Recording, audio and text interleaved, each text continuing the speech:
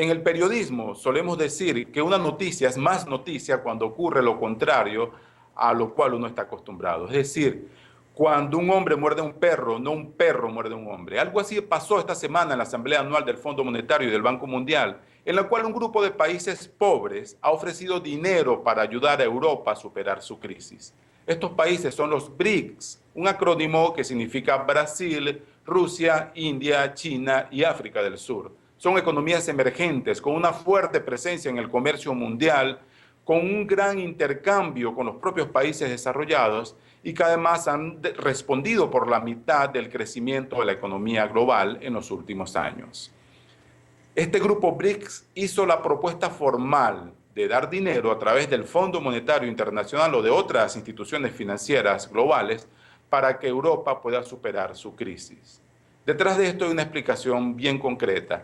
Los países europeos y Estados Unidos son los principales clientes de las exportaciones de China, de Brasil, de India, etc.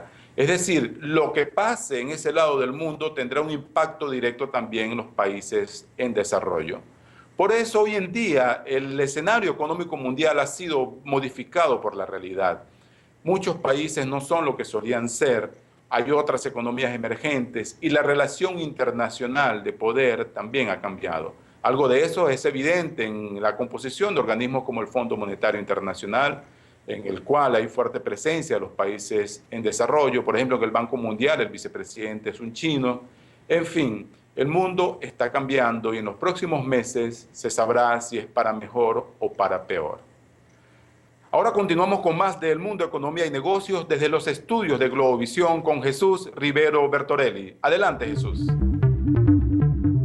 Luego del análisis que nos ha brindado Omar Lugo, vemos también cifras desde el Banco Mundial que ubican a Venezuela de penúltima en las proyecciones de crecimiento económico frente a 26 países de América Latina y el Caribe. Y aun cuando el Fondo Monetario Internacional ha pronosticado 2,8% de crecimiento económico para el país, la cifra sigue estando por debajo de lo esperado y lo calculado por el gobierno, que fue de un 4%. Escuchemos a Jesús Faría, vicepresidente de la Comisión de Finanzas de la Asamblea Nacional, acerca de las perspectivas que ve para el resto del 2011.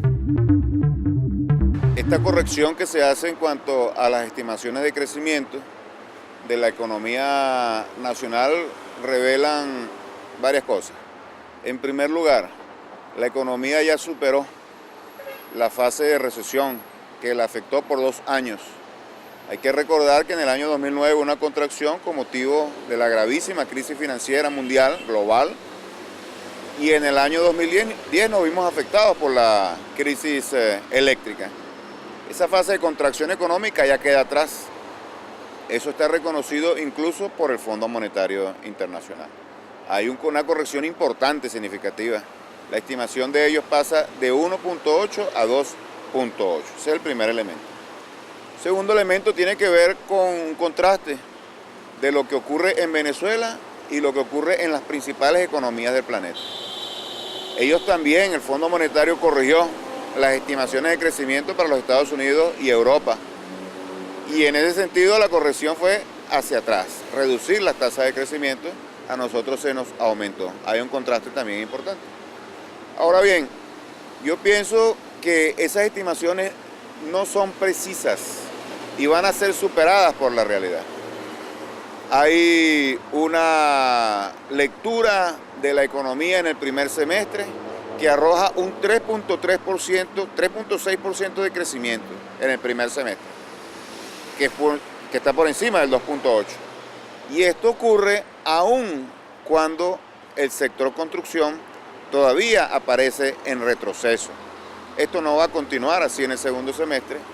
El pleno despliegue de la misión vivienda va a generar un impulso muy significativo en la economía nacional. El objetivo nuestro no es el 2.8, el objetivo nuestro, de acuerdo a mi perspectiva, es el 4%.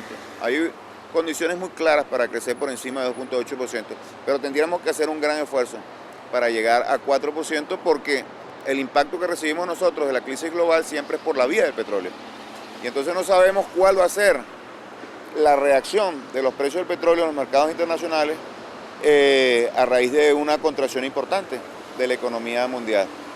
Todo apunta a que hay una razón estructural en el mercado petrolero mundial que lo mantendrá al precio en niveles bastante aceptables a pesar de que la economía norteamericana pueda contraerse. ¿Por qué? Porque hay mercados emergentes que están consumiendo mucho petróleo, muchos hidrocarburos. Ese es el caso de China, el caso de la India. En esos casos hay una demanda garantizada de petróleo, o por lo menos la contracción de la demanda no va a afectar seriamente los niveles de los precios petroleros. De tal manera que yo soy optimista, siento que no somos inmunes a la crisis, pero tenemos condiciones muy significativas, muy relevantes, muy importantes que nos permitirán a nosotros resistir, que nos permitirán a nosotros evadir el impacto directo que va a generar la crisis global. Nosotros somos el país en América Latina con alta inflación, a pesar de la alta inflación, que más hemos reducido la pobreza y más hemos reducido la miseria. No hay otro país que haya hecho eso en tan poco tiempo. ¿Gracias a qué? Gracias a políticas compensatorias de esa inflación y gracias a políticas que tienen un impacto social muy significativo. De tal manera que la inflación igualmente es un factor perturbador. En el caso nuestro es un factor que obedece a razones estructurales. Una economía altamente monopolizada, donde se producen importantísimas expresiones de especulación de grupos económicos muy importantes, y por otra parte una economía rentista que a lo largo de todo el siglo XX no generó, y cuando hablo de todo el siglo XX hablo del sector privado, el 70% de nuestra economía es privada, no generó la capacidad para abastecer el mercado doméstico. Entonces aquí tenemos un desequilibrio permanente entre la oferta y la demanda. Yo pienso que se van a mantener las metas que se habían establecido originalmente por parte del gobierno entre 23 y 25%.